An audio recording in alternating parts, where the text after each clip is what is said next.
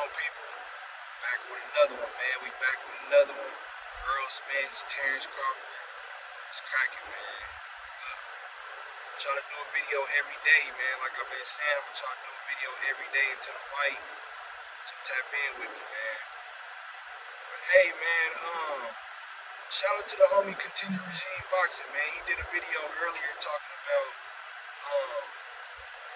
it was a dope concept he was going with, just trying to figure out what style of fighting Errol Spence and Terence Crawford gonna have to use against each other to win the fight. You know, so go check him out, man. Go subscribe to his channel.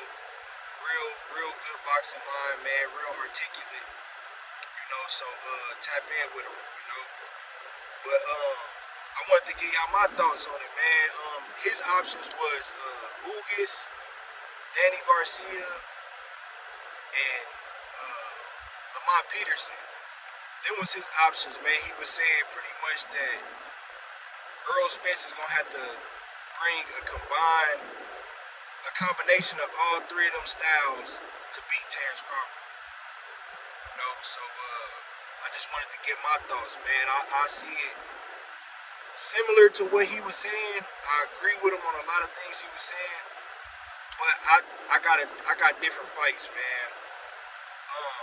We do agree on one, Lamont Peterson. I do feel like Errol Spence is gonna need to bring the style he fought the Lamont Peterson fight, and I say that because that style was a dog fight, but it was a real educated dog fight from Errol Spence. Errol Spence never abandoned his jab in that fight. Everything was off the jab in that fight. That's the difference between how he fought Ugas and how he fought Lamont Peterson, because they both was at like that mid-range, you know what I mean? They both was right there at the mid-range, you know, until Errol started working his way to the inside after like maybe the 5th, 6th round, maybe like the 5th round on to the rest of the fight. In the Ugas fight, he was pretty much on the inside, but the first 4 or 5 rounds, he was pretty much at mid-range and trying to really figure out the best way to get in on Ugas. But he abandoned his jab at one point in that fight. And he didn't need it to beat Ugas, but he's going to have his jab all night against Terence Crawford. He's going to have his jab all night against Terence Crawford. The minute he starts abandoning that jab like he did in the Ugas fight, it's not going to be good for Errol Spence, because that jab is going to have to throw off the timing, and he's going to have to be able to close distance with that jab, and it's going to throw off Terence Crawford's counter-punching ability. It's going to be hard for Terence Crawford to counter him if he got that educated jab in his face. But in the Lamont Peterson fight, it was still a mid-range dog fight. You know what I mean? But Errol Spence never abandoned his fundamentals, and he stuck to his jab the whole fight. So I say the Lamont Peterson fight. Then I say the Mikey Garcia fight, and I say that because once again the jab. Man, Errol Spence threw 1,000 jabs in that fight. You know what I mean? He fought on the back foot. His footwork in that fight, on point. His footwork, his feints. In that Mikey Garcia fight, he gonna need feints in this Terence Crawford fight, because that counter punching, man, he gonna have to throw that counter punching off.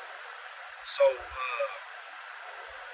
he's gonna have to, you know, footwork, feints, jabs, and just the mentality in that Mikey Garcia fight. Just wanted to prove that he was a better fighter than Mikey Garcia, and I think that's gonna be big in this fight with Terence Crawford, and it's gonna make Errol Spence be on point.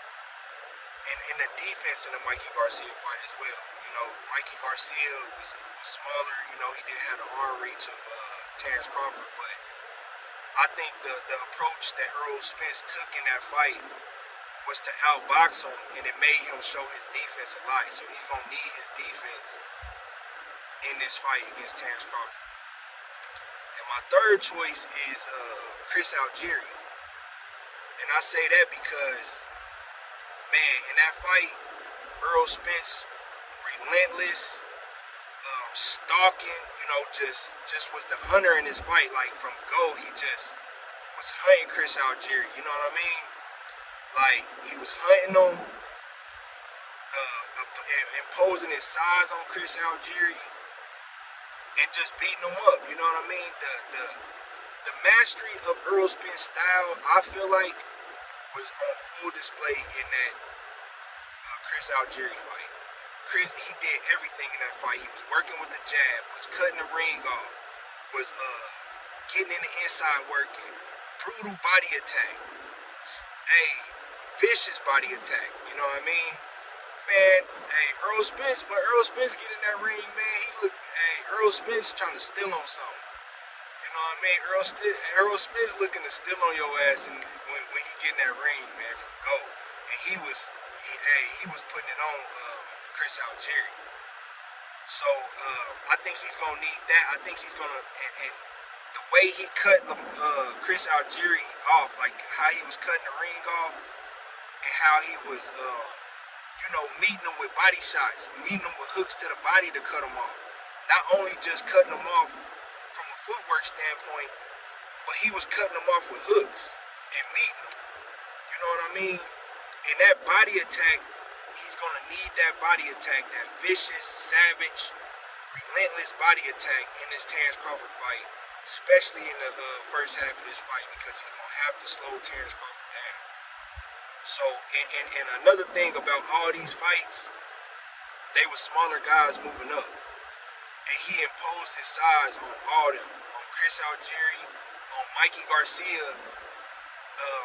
The last quarter of that fight, I would say, like somewhere between the 9th through the 12th round, he started imposing his size on Mikey Garcia.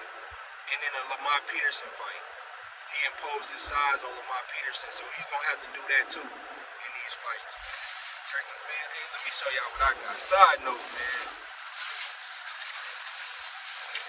I got this turkey leg, man.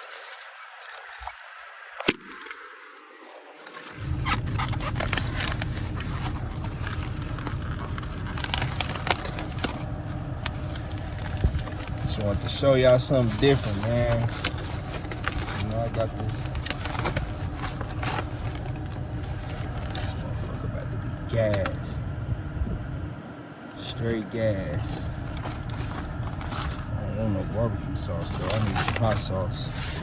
But yeah, man. So that's what Errol Spence gonna need, man. He gonna need a little.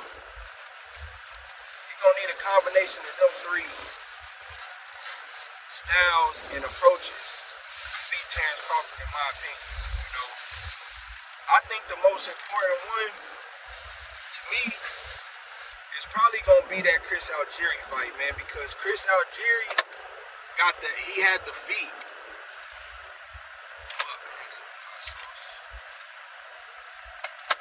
But Chris Algieri had the feet, man. Chris Algieri that's his game. He wanna box around, use lateral movement, try to box on the back foot and all that kind of stuff. And I feel like Terence Crawford is gonna try that in the beginning until he realizes that it's not gonna work against Errol Spence. Errol Spence's style is gonna force you to fight. So he's gonna have to be prepared to cut Terence Crawford off, and to stop him from trying to box all night. He has to establish his dominance and make Terence Crawford understand from go that you're not about to be able to move around this ring all night. You're going to have to show these skills and all this ability that everybody think that you got. And I think he got it too, so I ain't going to sit up here and shit on Terence Crawford, but Errol Spence going to have to do that, man. But that's my thoughts on it, man. Let me know what y'all think. Let me know what styles y'all feel like is, Errol Spence going to have to bring to the ring, and, let me know why.